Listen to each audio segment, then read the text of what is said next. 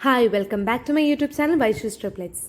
അപ്പോൾ ഇന്നത്തെ വീഡിയോ വേറൊന്നുമല്ല, ഞങ്ങൾ വാവകൾക്ക് കൊടുക്കുന്ന ഫുഡ് എന്തൊക്കെയാണെന്നാണ്. ഞങ്ങളൊരു 6 മന്ത് മുതലേ വാവകൾക്ക് സോളിഡ് സ്റ്റാർട്ട് ചെയ്തിട്ടുണ്ടായിരുന്നു. ആദ്യം ചെറിയ അളവിൽ ഒരു നേരം മാത്രം കൊടുക്കും, പിന്നീട് 2 നേരമായി, ഇപ്പോൾ ഇത് 4 നേരം കൊടുക്കാറുണ്ട്. അതിലൊരു നേരം ഫ്രൂട്ട്സാണ് കൊടുക്കുന്നത്. വാവകൾക്ക് ഞങ്ങൾ ആദ്യമായിട്ട് കൊടുക്കാൻ വേണ്ടി തുടങ്ങിയത് മുത്താറിയാണ്. മുത്താറിക്ക് റാഗി എന്നും പറയാറുണ്ട്. ഞങ്ങൾ റാഗി മുളപ്പിച്ച് ഉണക്കി വറുത്ത് പൊടിച്ചിട്ടാണ് കുറുക്ക് കാച്ചാനായിട്ട് ഉപയോഗിക്കാറ്. റാഗി മുളപ്പിക്കാൻ വേണ്ടി 8 മണിക്കൂർ വെള്ളത്തിൽ കുതിർത്ത ശേഷം ഒരു അരിപ്പയിലിട്ട് ശേഷം അടച്ചു വയ്ക്കുക. പിറ്റേ ദിവസം ആകുമ്പോഴത്തേക്കും അത് മുളച്ചിട്ടുണ്ടാവും. അരിപ്പയിൽ തന്നെ ഇടണം എന്നില്ല, തുണിയിൽ പൊതിഞ്ഞിട്ടാണെങ്കിലും വെച്ചാൽ മതി. പക്ഷേ തുണിയിൽ പൊതിഞ്ഞു കഴിഞ്ഞ് കഴിഞ്ഞാൽ ഈ മുത്താറിക്കൊരു സ്മെല്ലുണ്ടാവും. അതുകൊണ്ടാണ് ഞങ്ങൾ അരിപ്പയിലിട്ടിട്ട് അടച്ചു വയ്ക്കുന്നത്. ഇത് കണ്ടോ, ഇതുപോലെ പിറ്റേ ദിവസം ആകുമ്പോഴത്തേക്കും നന്നായിട്ട് മുള വന്നിട്ടുണ്ടാവും. റാഗി മുളപ്പിച്ചിട്ട് ഉപയോഗിക്കുമ്പോൾ അതിൻ്റെ ഗുണം ഇരട്ടിയാണ്. മുളപ്പിച്ച റാഗി നല്ല വെയിലത്ത് ഉണക്കിയെടുക്കണം. അതിനുശേഷം റാഗി ചെറുതായിട്ടൊന്ന് വറുക്കാം. വറുത്തതിന് ശേഷമാണ് അത് പൊടിച്ചെടുക്കുന്നത്. അപ്പോൾ റാഗി നമ്മൾ പൊടിപ്പിച്ചെടുത്തിട്ടുണ്ട്. ഇതാണ് റാഗിപ്പൊടി. അപ്പോൾ ഇനി റാഗി കൊണ്ട് കുറുക്ക് എങ്ങനെയാക്കുന്നത് നോക്കാം. അപ്പോൾ ആവശ്യത്തിന് പൊടിയെടുത്ത് വെള്ളം ഒഴിച്ചിട്ട് കലക്കണം. കട്ടയൊന്നും ഇല്ലാതെ കലക്കിയെടുക്കണം. ഇനി നമ്മൾ ഒരു നേന്ത്രപ്പഴം വേവിച്ച് അതിൻ്റെ കൂടെ തലേദിവസം കുതിരാൻ വേണ്ടി വെച്ച് ഈന്തപ്പഴം, ബദാം, അണ്ടിപ്പരിപ്പ് ഇതിനെല്ലാം തോല് കളഞ്ഞിട്ട് ഒന്ന് അരച്ചെടുക്കുന്നുണ്ട്. പഴത്തിന് പകരം ആപ്പിളും ഉപയോഗിക്കാറുണ്ട്. ഇതൊക്കെ ഇടുന്നതുകൊണ്ട് മധുരം വേറെ ചേർക്കേണ്ട ആവശ്യമില്ല. ഇതൊന്നും ചേർക്കുന്നില്ല എന്നുണ്ടെങ്കിൽ മധുരത്തിനായിട്ട് ശർക്കരയോ പനങ്കൽക്കണ്ടോ എന്താണെന്ന് വെച്ചാൽ ചേർക്കാവുന്നതാണ്. അപ്പം നമ്മൾ ഈ പഴത്തിൻ്റെയും ഡേറ്റ്സിൻ്റെയൊക്കെ മിക്സ് അരച്ചതിന് ശേഷം അരിച്ചിട്ടാണ് ചേർക്കുന്നത്. അരയാതിരിക്കുന്ന അണ്ടിപ്പരിപ്പും ബദാമൊക്കെ മാറ്റാൻ വേണ്ടിയിട്ടാണ് ഇത് ചെയ്യുന്നത്. അതിനുശേഷം കൈവിടാതെ ഇളക്കിക്കൊണ്ടിരിക്കണം. പാകത്തിന് കുറുക്കിയ ശേഷം തണുത്തതിന് ശേഷം ഉപയോഗിക്കാം. കുറുക്കുമ്പോൾ ഒരുപാട് കട്ടിയായി പോകാതെ നോക്കണം. തണുത്തതിന് ശേഷം കുറുക്ക് കുറച്ചുകൂടി കട്ടിയാകും. നെക്സ്റ്റ് ഞാൻ കാണിക്കുന്നത് ഓട്സ് ഞാൻ എങ്ങനെയാണ് വാവകൾക്ക് കൊടുക്കാറെന്നാണ്.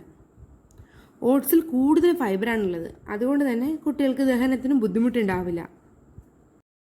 ആവശ്യത്തിന് ഓട്സ് എടുത്ത് ആദ്യം ഒന്ന് റോസ്റ്റ് ചെയ്യണം. അതിനുശേഷം അതൊന്ന് പൊടിച്ചെടുക്കണം.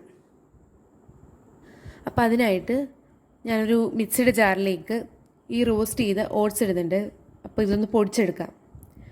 അപ്പോൾ ഈ പൊടിച്ചതിനകത്തേക്ക് തലേദിവസം കുതിർത്തി വെച്ച ഈന്തപ്പഴം, അണ്ടിപ്പരിപ്പ്, ബദാം, കടല ഇവ കൂടി ചേർക്കുന്നുണ്ട്. കുറച്ച് വെള്ളം ഒഴിച്ച് ഇതൊന്ന് അരച്ചെടുക്കാം. അപ്പോൾ ഞാൻ ദിവസത്തിൽ ഒരു നേരം മാത്രമാണ് ഈ ഈന്തപ്പഴം, കടല, ബദാം, അണ്ടിപ്പരിപ്പ് ഇവയെല്ലാം കൊടുക്കാറ്. ബ്രേക്ക്ഫാസ്റ്റിന് എന്താണോ, മുത്താറിയാണോ, ഓട്സ് ആണോ, അതോ വേറെ എന്തെങ്കിലും ആണോ, അതിൻ്റെ കൂടെയാണ് ഞാനിതെല്ലാം ചേർക്കാറ്. ഇനി അഥവാ ഇതല്ലാന്നുണ്ടെങ്കിൽ ഞാൻ മധുരത്തിനായിട്ട് പനങ്കൽക്കണ്ടാണ് ചേർക്കാറ്. അപ്പോൾ നമുക്കിത് പാനിലൊഴിച്ച് കുറുക്കിയെടുക്കാം. എന്നും ഓട്സ് മാത്രമേ കൊടുക്കുന്നുള്ളൂ എങ്കിൽ വേറെ ഒന്നും കൊടുക്കുന്നില്ല എന്നുണ്ടെങ്കിൽ കുട്ടിയുടെ വെയിറ്റ് കൂടുന്നതിന് പകരം കുറയാണ് ചെയ്യുക. അതുകൊണ്ട് എന്നും കുട്ടികൾക്ക് വെറൈറ്റി ഫുഡ്സ് ഇൻട്രൊഡ്യൂസ് ചെയ്യണം. ഓട്സിൻ്റെ കൂടെ ഡേറ്റ്സ്, ബദാം പോലുള്ളവ ചേർത്തിട്ടുണ്ടെങ്കിൽ വേറെ കുഴപ്പമൊന്നുമില്ല. വെറും ഓട്സ് മാത്രമായിട്ട് എന്നും കൊടുക്കരുത്. കുറുകിയ ശേഷം സ്റ്റൗ ഓഫാക്കാം. തണുത്തതിന് ശേഷം വാവകൾക്ക് കൊടുക്കാം. ഞങ്ങൾ ഉച്ചയ്ക്ക് വാവകൾക്ക് ചോറാണ് കൊടുക്കാറ്. അതിനായിട്ട് ഉപയോഗിക്കാറ് തരക്കലരിയാണ്. തരക്കലരിക്ക് പൊടിയരി എന്നും പറയാറുണ്ട്. ഇത് പച്ചനെല്ല് കുത്തിയെടുക്കുന്ന അരിയാണത്. അപ്പോൾ തരക്കലരിയും പച്ചക്കറികളും പിന്നെ ചെറുപയറും കൂടെ കൂട്ടി വേവിച്ചിട്ട് അരച്ചിട്ടാണ് വാവകൾക്ക് കൊടുക്കാറ്. അരയ്ക്കാണ്ട് കൊടുത്തു കഴിഞ്ഞാൽ എൻ്റെ വാവകൾ കഴിക്കാറില്ല. അതുകൊണ്ടാണ് അരച്ചിട്ട് കൊടുക്കുന്നത്. അപ്പോൾ ഈ ചോറ് അരച്ചതിനകത്തേക്ക് ഞാൻ കുറച്ച് നെയ്യും കൂടെ ചേർക്കാറുണ്ട്. ഇത് എന്നിട്ട് വാവകൾക്ക് കൊടുക്കാം. അടുത്തത് അടുക്കും കായപ്പൊടി കുറുക്കാക്കുന്നത് എങ്ങനെയാണെന്ന് നോക്കാം. അടുക്കും കായ്ക്ക് കുന്നങ്കായ എന്നും പറയാറുണ്ട്. അടുക്കും കായയുടെ തൊലി ആദ്യം കളയണം. അതിനുശേഷം നന്നായി കഴുകിയെടുക്കണം. കഴുകിയെടുത്ത അടുക്കും കായ് തീരെ നൈസായിട്ട് അരിഞ്ഞെടുക്കണം. അതിനുശേഷം നല്ല വെയിലത്ത് ഉണക്കിയെടുക്കണം. ഇതുപോലെ പൊട്ടുന്ന പരുമാവുന്ന വരെ ഉണക്കണം. ഇനി ഇത് പൊടിച്ച് ഉപയോഗിക്കാവുന്നതാണ്. ഇത് മുത്താറി കാച്ചി അതേ പ്രൊസീജിയറിലാണ് കുറുക്കേണ്ടത്. എൻ്റെ വാവകൾക്ക് കായ്പൊടി കുറുക്ക് അത്ര ഇഷ്ടമല്ല. അതുകൊണ്ട് തന്നെ മുത്താരി കുറുക്കും നവരയരി കുറുക്കൊക്കെ ആക്കുന്ന സമയത്ത് കായപ്പൊടി കൂടി ഇടുകയാണ് ചെയ്യാറ്. ഞാൻ അതുകൊണ്ട് അതിൻ്റെ വീഡിയോ ഇതിൻ്റെ കൂടെ ഇടുന്നില്ല. അടുത്തത് നവരേരി കുറുക്ക് എങ്ങനെയാക്കാമെന്ന് നോക്കാം. ഒരുപാട് പോഷക ഗുണമുള്ള ഒന്നാണ് നവരേരി. വെയിറ്റ് ഗെയിൻ ചെയ്യാനും എല്ല് വളർച്ചയ്ക്കും ബ്ലഡ് കൂടാനും എല്ലാം ഇത് സഹായിക്കും. അപ്പോൾ നവരേരി നന്നായി കഴുകി വെള്ളം പോകാൻ അരിപ്പയിലിടണം. നന്നായിട്ട് വെള്ളം പോയ ശേഷം വെയിലത്തിട്ട് ഉണക്കി പൊടിച്ചെടുക്കണം. ഇനി ഈ നവരേരിപ്പൊടി ആവശ്യത്തിനെടുത്ത് ആവശ്യത്തിന് വെള്ളം ഒഴിച്ച് പനങ്കൽക്കണ്ടവും മധുരത്തിനായിട്ട് ചേർത്ത് കുറുക്കിയെടുക്കാം. ഇതാണ് കേട്ടോ പനങ്കൽക്കണ്ടം. ഞാനിത് ഓൺലൈൻ വാങ്ങിയതാണ്. അതിൻ്റെ ലിങ്ക് ഞാൻ ഡിസ്ക്രിപ്ഷൻ ബോക്സിൽ കൊടുക്കാം. പാകത്തിന് കുറുക്കിയ ശേഷം അത് തണുത്തിട്ട് വാവകൾക്ക് കൊടുക്കാം.